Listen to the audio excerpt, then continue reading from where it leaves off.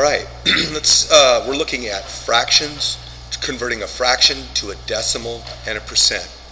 So I have a fraction 11 over 16.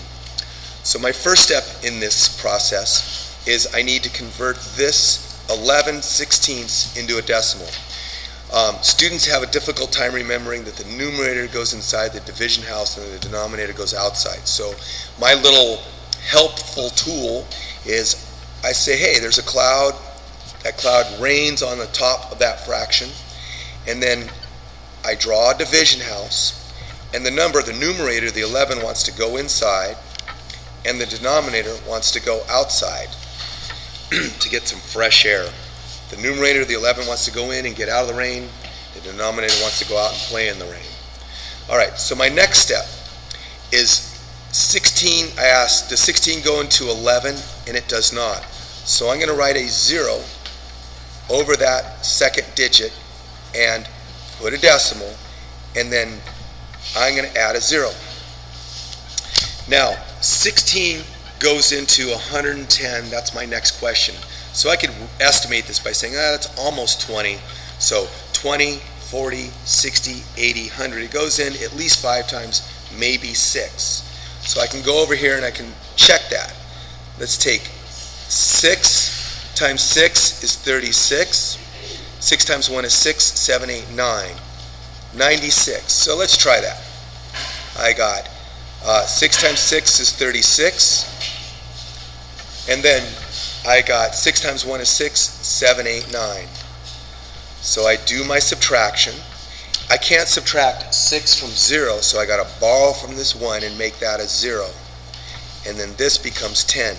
10 minus 6 is 4. I can't subtract 9 from 0, so I got to borrow from this 1, make that a 0, and that becomes 10. 10 minus 9 is 1. 14 is less than 16, so that tells me that I've gone in the maximum number of times without exceeding it.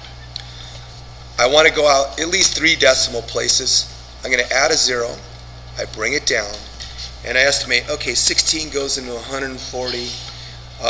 Last time I went in 6 times, so I estimate this is about 20, so I go 20, 40, 60, 80, 100, 10, 20. 7 times, let's try 7. Okay, 7 times 6 is 42. I carry my 4. 7 times 1 is 7, plus 4 is 11. So I do my subtraction, and I can't subtract 2 from 0, so I borrow from the 4, I make that 3. That's 10, 9, 8. 3 minus 1 is 2. 28 is bigger than the 16, so it tells me, oh, I got to go up 1 more. All right, so let's do that. So even though it's a kind of a pain, I'm showing you this so that you realize that, hey, you got to work at this stuff. So let's try 8. 8 times 6 is 48, so I write down the 8. I carry my 4. 8 times 1 is 8. 9, 10, 11, 12. Let's redo our subtraction.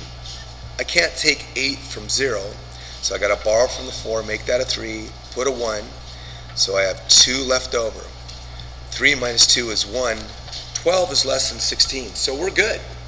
Okay, I want to go out 3 decimal places, bring down this. Okay, so we know that 8 times 16 is 128, so we know we got to go in at least 1 less, so I'm going to put a 7 there. 7 times 6 is 42, so I write down a 2. I put my 4 up there. 7 times 1 is 7. 8, 9, 10, 11. I do my subtraction. I can't subtract 2 from 0, so I got to borrow from this 2, cross it off, make it a 1. That's 10, 9, 8. The rest is 0, so that's what's left over. So we know that 11 over 16 is equal to 0.687. All right? We know that we can move this over to the tenths, hundredths, and this is the same as 68.7%. So here's our fraction. Here's our decimal. And here's our percent. So we've gone from a fraction to a decimal to a percent. And that's it.